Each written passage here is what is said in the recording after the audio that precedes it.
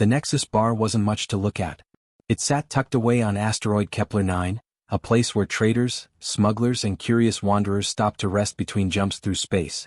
The walls were made of old metal panels that had seen better days, and the neon signs flickered with a kind of tired rhythm, blue, green, red, then back to blue again.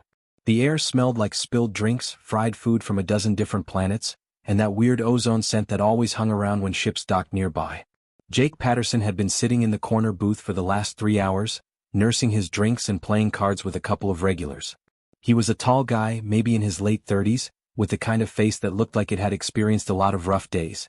His hair was starting to gray at the temples, and there was a scar running down his left cheek from some accident he'd never really explained. He wore a faded jacket with patches from places most people had never heard of.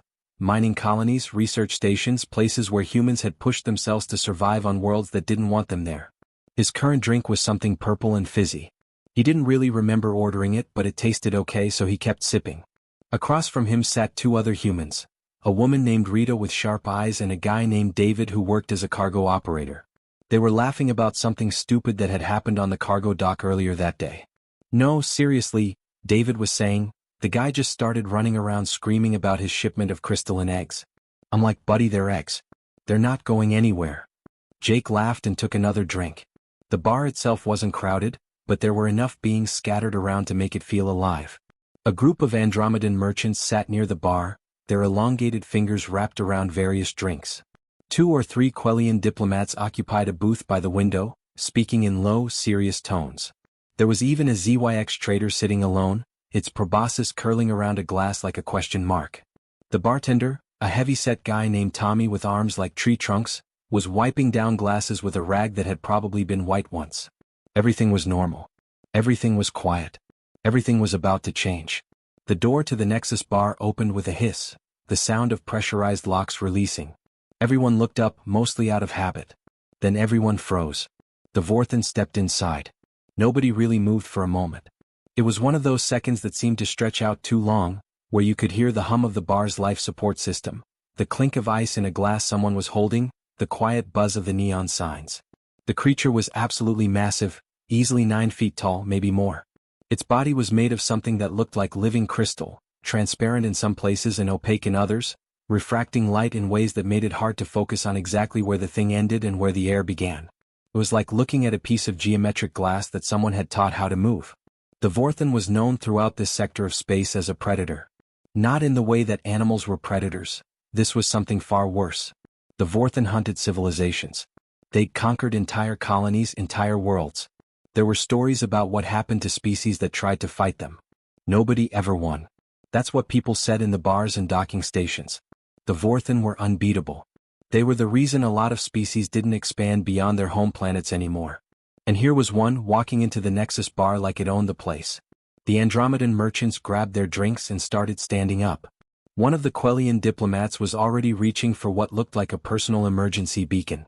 The ZYX trader simply slid off its stool and started backing toward the restroom, its proboscis retracting nervously. Even Tommy the bartender had put down his glass and was reaching under the counter. Probably for some kind of weapon, though Jake had never seen him actually use one. Jake Patterson looked up from his cards. He watched the creature step fully into the bar, crystal limbs catching the neon light and throwing it around in fractured rainbows. He watched everyone's fear-struck faces. He watched the door behind the Vorthan slide shut, sealing the bar from the outside. Then Jake grinned. It was the kind of grin that said he'd had 3 too many drinks or maybe exactly the right number. The kind of grin that came from a guy who'd lived through enough strange situations that nothing really scared him anymore. He turned to Rita and David, raised his purple fizzy drink and called out loud enough for the whole bar to hear. "Watch. Hold my beer." Before anyone could react, before anyone could yell at him to sit down or run for the emergency exit, Jake stood up. He adjusted his jacket, put his drink down on the table, and started walking straight toward the 9-foot-tall crystalline predator that had just entered the bar. Jake walked across that bar floor like he was walking to get a beer at a regular Tuesday night gathering, not like he was approaching a creature that could probably kill him with one crystalline limb. His boots made soft sounds on the metal floor. Behind him, Rita grabbed David's arm. Tommy had ducked completely behind the bar counter now. The emergency beacon that one Quellian diplomat had been reaching for was now actively blinking red. The Vorthan turned its massive form to face Jake. The movement was slow and deliberate, like watching mountains shift. Up close, Jake could see more detail in the crystal structure. There were these patterns inside it, almost like circuits or veins, that glowed faintly with some kind of internal light. The creature's face, if you could call it that, had no recognizable features. No eyes that Jake could see. No mouth. Just this smooth, geometric surface that somehow still felt like it was watching him. "Hey there, big guy," Jake said, stopping about 6 feet away. His voice came out steady, which surprised even him. "I'm Jake. Jake Patterson. And I'm thinking you and me should get to know each other a little better." For a long moment, nothing happened. The entire bar was holding its breath. Someone's drink was still sitting on the counter, slowly sweating condensation onto the metal surface. Then the Vorthen made a sound. It wasn't exactly a voice, it was more like wind passing through broken glass, or like someone had taken the sound of crystals breaking and somehow made it into language. A series of chiming, discordant notes that seemed to come from everywhere and nowhere at once. "You understand me?" Jake asked, which was probably a stupid question, but he was committed now. No backing out. "Look, I know what people say about your kind. I know the stories. Conquered this, destroyed that, nobody ever stands against the Vorthen, blah blah blah. But here's the thing. I'm thinking maybe those people never actually tried talking to one of you. Maybe they just ran. Maybe they got scared and made assumptions." The creature made another sound, slightly different this time. Almost curious. Jake's mind raced. He was definitely drunker than he should be to be having this conversation, but there was something about the moment that felt right. Like the universe had put him in exactly the right place at exactly the right time, or exactly the wrong place at the wrong time. He wasn't sure which yet. "Tell you what," Jake said, and he could hear the slight slur in his own voice now. "I challenge you to a drinking contest. Right here. Right now. In front of everyone." If the bar had been quiet before, it was absolutely silent now. Rita actually made a small sound, something between a laugh and a gasp. Even the neon signs seemed to dim for a second, like the whole universe was pausing to process what this human just said. The Vorthen made that glass-breaking sound again, and this time Jake was pretty sure it was the alien equivalent of being startled. The creature leaned down slightly, and Jake realized it was examining him more closely, studying him like it was trying to figure out if this was some kind of trick. "Yeah," Jake said, warming to the idea now. "A drinking contest. You think you can handle it?" Tommy emerged from behind the bar, his face completely confused. "Jake, what the hell are you doing?" "Setting up a drinking contest, Tommy," Jake said, turning to look at the bartender. "I'm going to need your strongest stuff. The real hardcore liquor. And I'm going to need 2 glasses." "Jake. 2 glasses, Tommy?" Something shifted in the way the Vorthen was standing. The crystalline surface seemed to catch more light, and those internal patterns started glowing brighter. Jake wasn't sure if that meant yes or if it meant the creature was about to decide that flattening him would be more interesting than talking, but either way, things were in motion now. Tommy slowly reached under the bar and pulled out a bottle that looked ancient. The liquid inside was dark amber, almost black in some places. He poured 2 shots with shaking hands and set them on the bar. Jake walked over and grabbed both glasses. He handed one to the Vorthen, and the creature took it, or seemed to, because the glass sort of disappeared into its crystalline form, held in what must have been some kind of appendage or manipulator that Jake couldn't quite see. It was like watching something vanish into clear water. "All right," Jake said, raising his glass. "Here's to new friends. To trying things you've never tried before. To," he paused for dramatic effect, slightly swaying, "to humans being too stupid or too brave to know the difference." He brought the glass to his lips and drank it in one go. The liquid hit his stomach like fire and he coughed once, hard. The Vorthen made that chiming sound again, and then it moved its glass in what could only be described as a mirroring motion. Whatever was inside that crystalline form absorbed the drink instantly. And then, impossibly, the creature made a sound that Jake was almost certain was laughter. They'd been at it for about an hour now. Jake had lost count of how many rounds they'd done. 5? 7? 10? Numbers weren't really making sense anymore, but he was still standing, so that was something. The Vorthen seemed to be enjoying itself, if a crystalline predator could enjoy anything. It kept making those chiming sounds which Jake had started to interpret as some kind of expression. Maybe laughter. Maybe approval. Maybe the alien was just processing information in its own weird way. The bar had slowly transformed around them. What started as a scene of terror had become something else entirely. People weren't leaving anymore. In fact, more beings had started gathering, watching from safe distances. Rita and David had moved closer to the bar to get a better view. Even the Quellian diplomats had stopped trying to send distress signals and were now openly staring, occasionally whispering to each other. Tommy had given up on being scared and was now just pouring drinks, occasionally shaking his head in disbelief. Jake was sitting on a stool now next to the Vorthen. They'd moved past just shooting drinks and had started talking. Well, Jake was talking. The Vorthen was making sounds and doing these interesting movements with its crystalline form. Patterns of light would flow through it as if it was responding, communicating in its own language. You know what nobody ever tells you? Jake was saying, his words coming out a little slower and rounder than usual. He gestured with his glass and some of the liquid sloshed onto the bar counter. Tommy didn't even wince anymore. They don't tell you that being strong is lonely. Really lonely. Like, nobody wants to be around you because they're all terrified. They just want to run or bow or do whatever keeps them alive. But nobody actually talks to you. Nobody sits down and just exists with you, you know? The Vorthen made a sound, a long, sustained chiming note that seemed to echo through the bar. To Jake's surprised ears, it sounded almost like agreement. Yeah, Jake nodded, taking another drink. I bet that's your whole life, isn't it?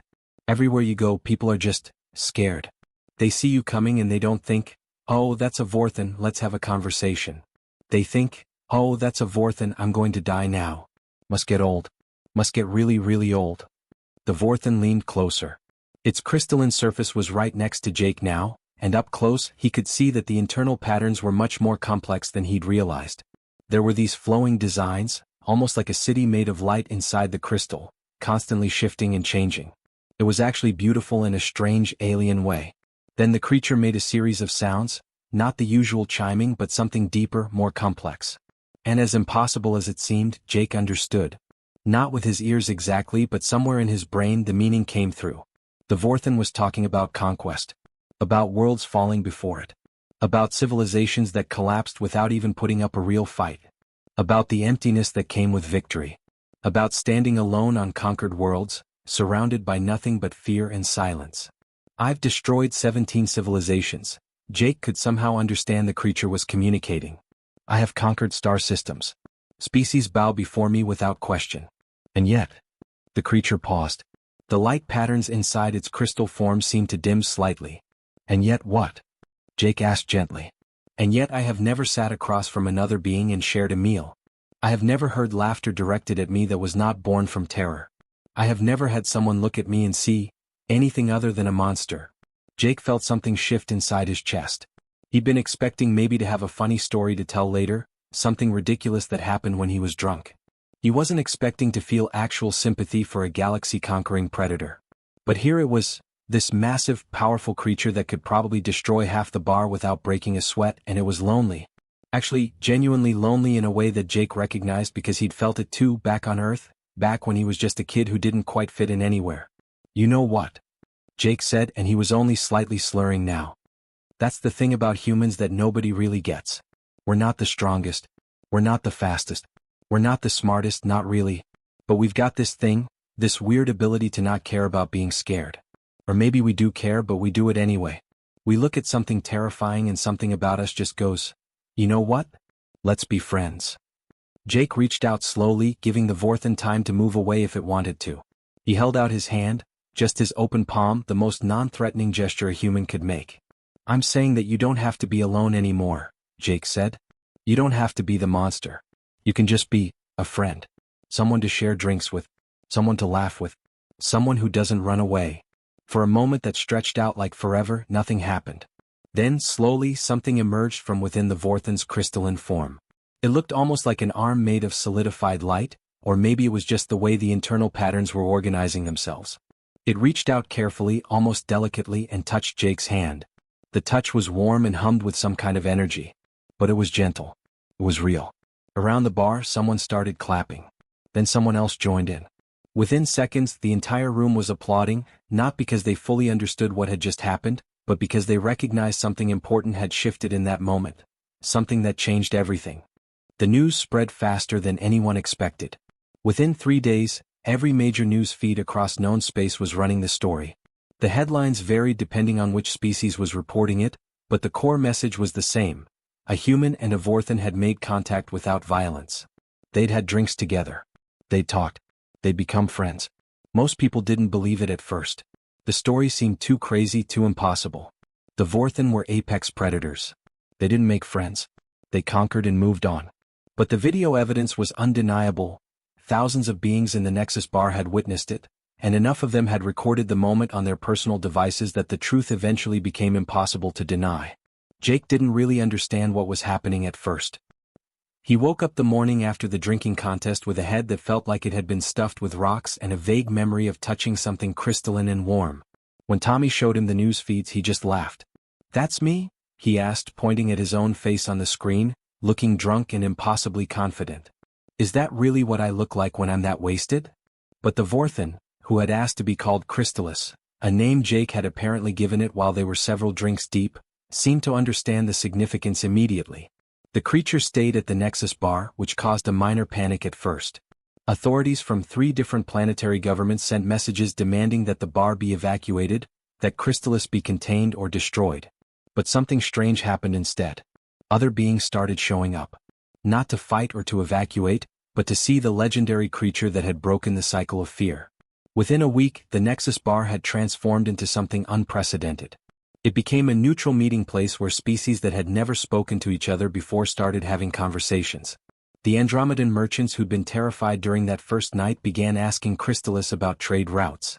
The Quellian diplomats, seeing an opportunity, started proposing treaties. Even the ZYX trader with the nervous proboscis came back, this time bringing friends. Jake found himself in a completely unexpected position. He hadn't done anything special. He'd just been drunk enough to not be scared and stupid enough to believe that friendship was possible. But somehow, that simple act had rippled outward in ways he was still trying to understand. "You're a diplomat now," Rita told him one morning, handing him a fancy-looking message on a data pad. "Look at this. The Andromedan Collective wants you to attend their peace summit. They're calling you a bridge between worlds." Jake laughed and shook his head. "I'm not a diplomat. I work maintenance on cargo ships. I fix broken things and I drink too much. I'm not qualified to bridge anything." But Crystallis made that chiming sound that Jake had learned to recognize as gentle disagreement. The Vorthan had taken to spending most of its time at the bar now, though it had set up what looked like a living space in one of the back storage rooms. It had become something of a fixture, the terrifying predator who would spend its afternoons listening to traders and explorers and ordinary beings tell their stories. "You possess something far more valuable than qualification," Crystallis communicated through a series of harmonic tones that Jake had gotten better at understanding. "You possess the ability to see beyond fear. To see possibility where others see only danger." The peace summit that the Andromedan Collective had proposed ended up being the first real test of what Jake and Crystallis had started. Delegations from dozens of species showed up on a neutral space station, ready to negotiate treaties that had been impossible to consider just weeks before. The Vorthan had always been the specter hanging over these negotiations, the threat that made every species keep its weapons armed and its defenses up. But now, with Crystallis in attendance and openly advocating for cooperation, something shifted. "I have conquered because I understood only dominance," Crystallis announced to the assembly, its crystalline form refracting the lights in the conference chamber in hypnotic patterns. "But I have learned that conquest brings only emptiness. Cooperation, friendship, mutual respect. These things bring something far more valuable. They bring meaning." Species that had never traded with each other started negotiating. The Quellians and the Zixes, who'd had a tense relationship for decades, found common ground in discussing joint exploration missions. The Andromedan merchants realized they could expand their trade networks significantly if they worked with species they'd previously avoided. It was like watching a locked door finally open. Jake became something he never expected to be, a symbol. Not because he was powerful or intelligent or special in any obvious way, but because he represented possibility. He was proof that the universe didn't have to work the way it always had. That change was possible. That friendship could exist where only fear had lived before. "You've changed everything," Tommy said one evening, polishing a glass at the bar while watching Jake and Crystallis share a meal together in the corner. Jake eating human food, Crystallis absorbing some kind of mineral solution that seemed to satisfy its nutritional needs. "We changed everything," Jake corrected, gesturing to include the Vorthan. "I just had the crazy idea." Crystallis had the courage to try something different. That's all it took. Within a month, Jake received official offers from governments across the galaxy. They wanted him to be an ambassador, a negotiator, a bridge between species.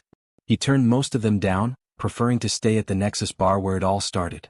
But he did accept a few roles, traveling to different planets and stations to help facilitate peace talks, always with Crystallis at his side.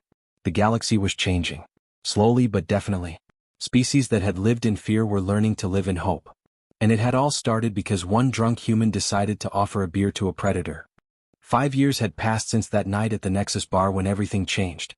The asteroid station Kepler 9 had transformed from a quiet waypoint in space into something closer to a pilgrimage site. Ships from across the galaxy made detours just to visit the place where peace had begun, not with treaties or military might, but with a drunk human and a lonely predator sharing drinks. The Nexus Bar itself had grown, though not in the way most businesses grow. They hadn't expanded the physical space much. Jake and Crystallis had deliberately kept the original structure intact, wanting to preserve the feeling of that first night. Instead, they'd renovated carefully. The old metal walls still showed their wear, but now they were decorated with photographs and artifacts from 100 different worlds. Hanging above the main bar was a massive piece of crystal that had come from Crystallis's home planet, a gift from the Vorthan government acknowledging the creature's role in bringing peace to their species. But the most important item on display was much simpler than that. Behind the counter, on a shelf by itself, illuminated by soft blue light, sat an empty beer bottle. It was the exact bottle that Jake had been holding when he'd called out, "Ouch! Hold my beer," all those years ago. The label had faded to almost nothing, and there was a crack running down one side from the years of handling, but it was preserved carefully in a transparent case with a small plaque underneath that read, "The moment everything changed. Jake Patterson. Crystallis. A friendship that saved the galaxy." Jake stood behind the bar now, older than he'd been that first night. His hair had more gray in it, and there were deeper lines around his eyes. But there was also something different about him, a kind of contentment that came from knowing he'd actually made a difference in the world. He was wiping down glasses, a habit he'd picked up from Tommy years ago, though Tommy had retired now and moved to a quiet colony somewhere peaceful. The bar was busy this evening. It always was these days. A group of young Andromedan traders sat in one corner, loud and energetic, celebrating some successful deal. At a table near the window, a Quellian diplomat was having what looked like an intense discussion with a Vorthan merchant, a sight that would have been unthinkable just a few years ago. 2 human pilots from Earth were sharing stories with a ZYX scientist, all 3 of them laughing at something that probably wouldn't translate well across species barriers. Near the door, a group of school kids from various worlds were gathered around Crystallis, listening intently as the great crystalline being told them the story of that first night. And then, Crystallis was saying, its form glowing with what Jake had learned to recognize as amusement, this human, this small, fragile creature, walked directly toward me without fear. Most beings would have run. Most would have hidden. But Jake Patterson simply walked forward and said the strangest thing. "What did he say?" one of the young beings asked, leaning forward with wide eyes. "He said, 'Ouch. Hold my beer.'" Crystallis made a sound that was definitely laughter now. I did not understand the phrase at first. I thought perhaps he was injured. But it was an invitation. An offering of friendship disguised as a joke. It was the most human thing anyone has ever done in my presence.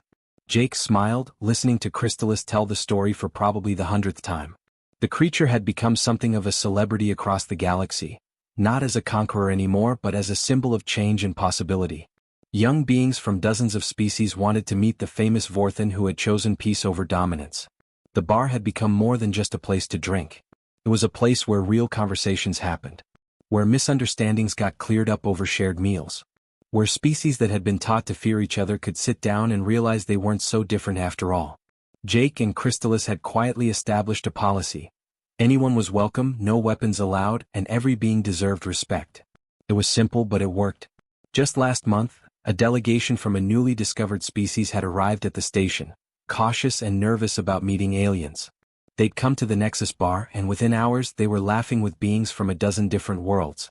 They'd gone back to their home planet telling stories about the legendary bar where peace was served along with drinks.